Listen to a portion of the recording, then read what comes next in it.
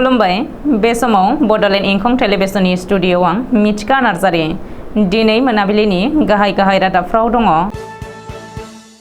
चिराङाव खुदिया रैखाथि होनायनि थाखाय 90 साननि फोसावदिंनाय हाबाफारि जागायबाय। रायजोनि माखासे ओनसोलनि फरायसालिफोरा 5 सानसिम बन्द थागोन।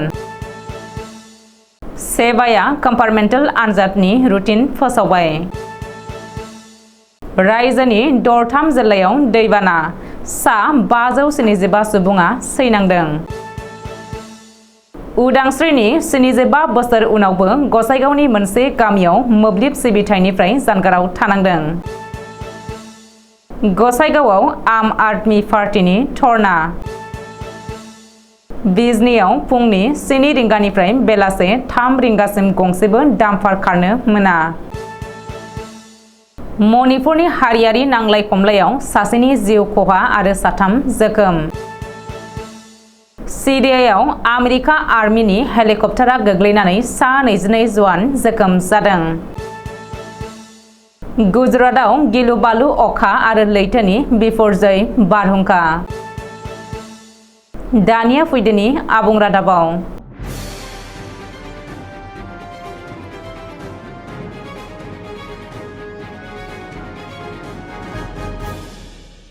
चिरां जिल्लायाव खुदिया रैखाथि होनायखौ लोब्बा लानानै 90 साननि फोसावदिंनाय हाबाफारिया जागायबाय। समबारनिफ्राय जागायबाय 90 साननि बे फोसावदिंनाय हाबाफारिया। चिरां जिल्ला बेंगिरि मावख'नि सावराय नब्लाङाव सिडलीनि एमएलए जयन्त बसुमतारिया आलारि बाथि फोजोंनानै समबारखालि बे हाबाफारिखौ बेखेवनानै होदों। बे अभियाननि गेजेरजों चिरां जिल्ला खुदिया रैखाथि बिफाना खुदिया लांखारनाय, चाइल्ड लेबर, उन्दै बैसोआव जुलि जानाय बायदिनि हेंथायै सांग्रांथियारि हाबाफारिफोर खुंनाय जागोन। मिथिनो हानाय बायदिब्ला उन्दैसाफोरनि सायाव इनाय उदखार खालामनाय आरो गाज्रि लामानिफ्राय बोखांनानै साफा सुबुं सम्पद सोरजिनायनि थांखियै चिरां जिल्लायाव बे गोनांथार हाबाफारि एबा जर'खा अभियानखौ लानाय जादों। बबेखानि बे अभियाननि समाव अजदफोर लानाय, गेलेनाय, रंजानाय, मेथाइ खननाय, मोसानाय, लामानि फावथिना दिन्थिफुंनाय हाबाफारिखौ लागोन। बबेखानि 90 साननि बे अभियान बेखेवनाय हाबाफारियाव एमएलए जयन्त बसुमतारिजों लोगोसे जिल्ला बेंगिरि बि विजय भास्कर रेड्डी, चिरां जिल्लानि चाइल्ड प्रटेक्शन अफिसार डक्टर सुरजि पाठक, एसपि प्राणजित बरा, एडिशनेल कमिशनार फिरदौस आलम शेख, आईएएस विजय वैष्णव, रुरेल डेभेलपमेन्ट बिफाननि प्रजेक्ट डाइरेक्टर अरविन्द राभा, सावस्रि बिफाननि जइन्ट डाइरेक्टर रेहना बेगम, चिरां जिल्ला चाइल्ड प्रटेक्शन कमिटिनि आफादगिरि सन्तोष काख्लारि आरो गोबांसा बिबानगिरिफोरा बाहागो लादोंमोन। रायजोनि माखासे ओनसोलनि फरायसालिफोरा दिनैनिफ्राय 5 सानसिम बन्द थागोन। रायजोनि माखासे हा गिसिखाग्रा ओनसोलफोराव फरायसालिफोरखौ बन्द फोसावदों सोलोंथाइ बिफाना।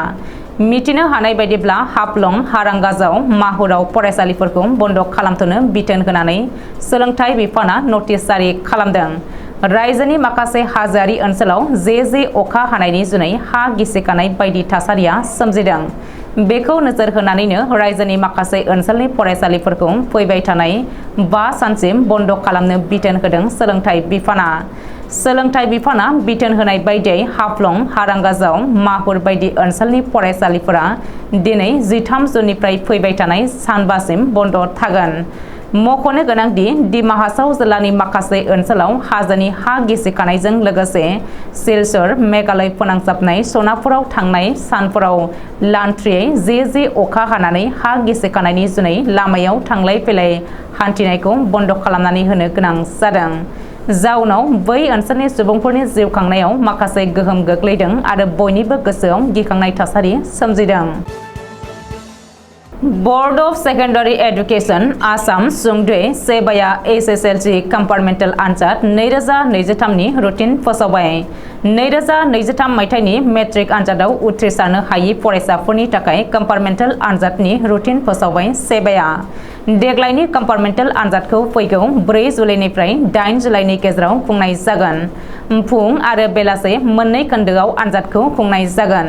मख'नो गोनांदि देग्लायनि कम्पार्टमेन्टेल आनजादाव फरायसाफोरा सोंथि बिलाइखौ मोजाङै फरायनो थाखाय 5 मिनिट सरजाबनाय सम मोनगोन।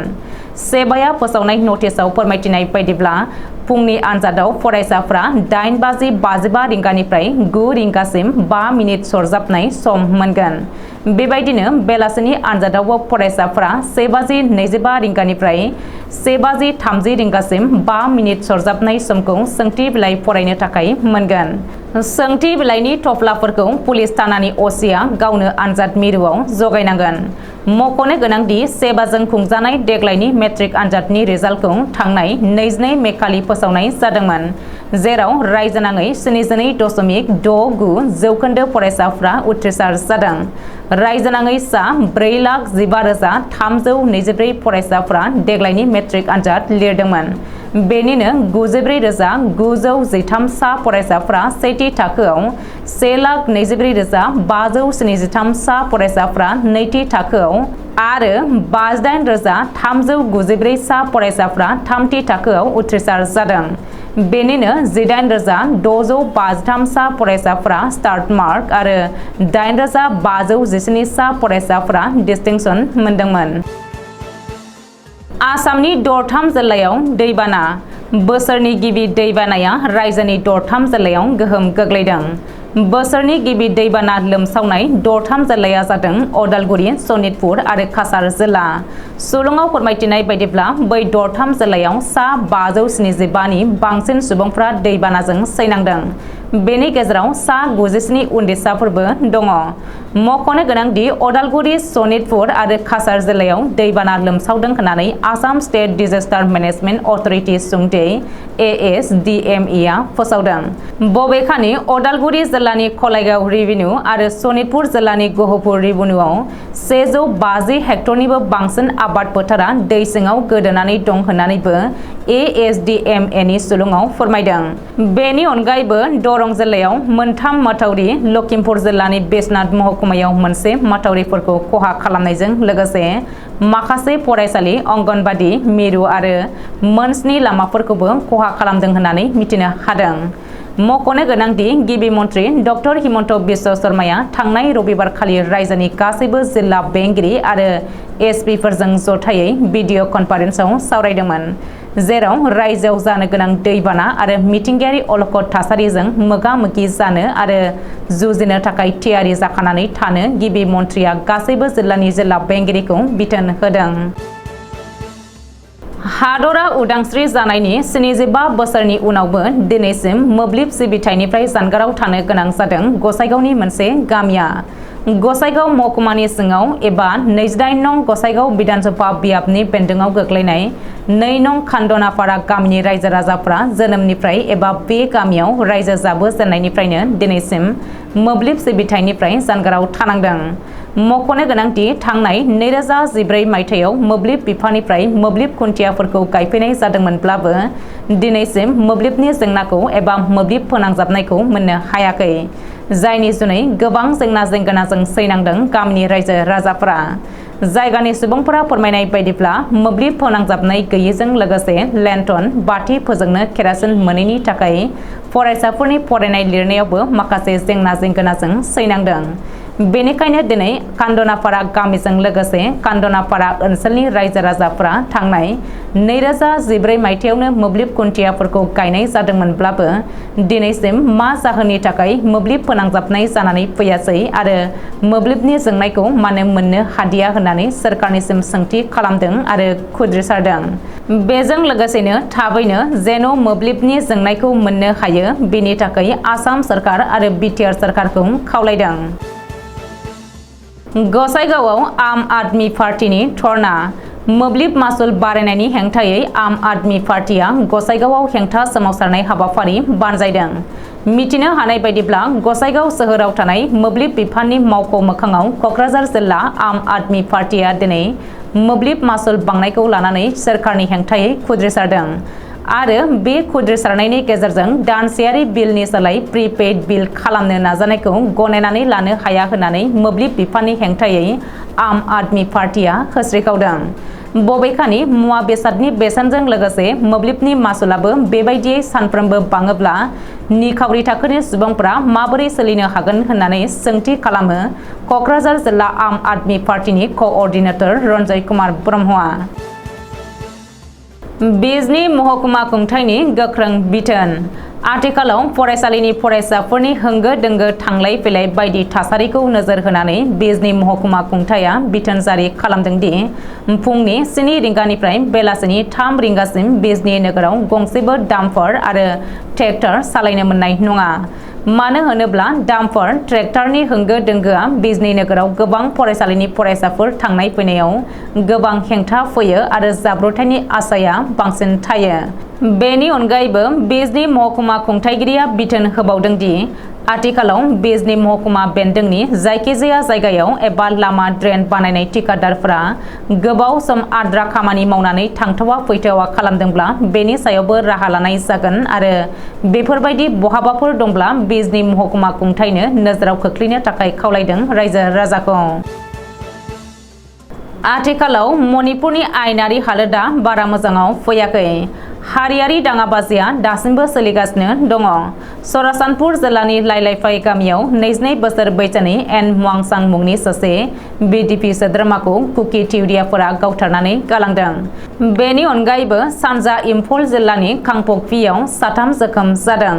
सरासनपुर जिल्लानि एसपि कार्तिक मालाडेया खौरांगिरिनि सिगाङाव मिथिहोदों दि आथिखालाव मणिपुरनि सरासनपुर जिल्लानि गोबां जायगायाव कुकी थिउरियाफोरा थाखोमानानै दङ आरो बेबायदिनो ट्राइबेल नङै सुबुंफोरा बिसोरनि टारगेट जागासिनो दङ।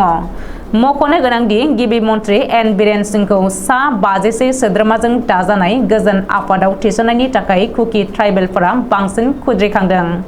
ओजोंहाय सुलुङाव फोरमायथिनाय बायदिब्ला थांनाय 3 मेनि उननिफ्राय मणिपुराव इन्टारनेट बन्द जानानै दङ आरो फैगौ 15 जुननि उनावसो इन्टारनेटआ चालु जाफिननो हागौ होननानै मिजिंथिनाय जादों। दासिमाव गासै सा 47,000 सुबुङा न' बां गोमाजानानै रिलिफ केम्पआवसो दंगासिनो होननानै मणिपुरनि नखर बिफाना मिथिहोबावदों। सिरियानि आयेनारि थासारिखौ गोजोनाव लाबोनो आमेरिकानि आर्मिया गोबाव समनिफ्रायनो सिरियायाव थाफैदोंमोन। मंगलबारखालि आमेरिका आर्मिनि गंसे हेलिकप्टारा इन्जिन खाराब जानानै हरखाबै गोग्लैनायाव सा 22 आमेरिका आर्मिनि जवानफोरा जोखोम जादों। बिसोरनि गेजेराव सा 10नि हालोदा जोबोद गोब्राब आरो बेखायनो सा 10खौ हाखु दाखुयै गुबुन गाहाम देहा फाहामसालियाव रिफार खालामनाय जादों होननानै आमेरिकानि सेन्ट्रेल ज'ना खौरांगिरिनि सिगाङाव फोरमायदों। खोला भारतनिफ्राय आरब लैथो सेर सेर 150 किल'मिटार गोख्रैजों फैयै फैयै आथिखालाव लैथोनि बारहुंखा बिपरजया गुजरातनि परबन्दर आरो जामनगर आरो खास ओनसोलाव हाबफैबाय। लोगोसे पाकिस्ताननि पेशावरावबो गोबां अखा आरो बारहुंखानि गाज्रि गोहोम गोग्लैदों।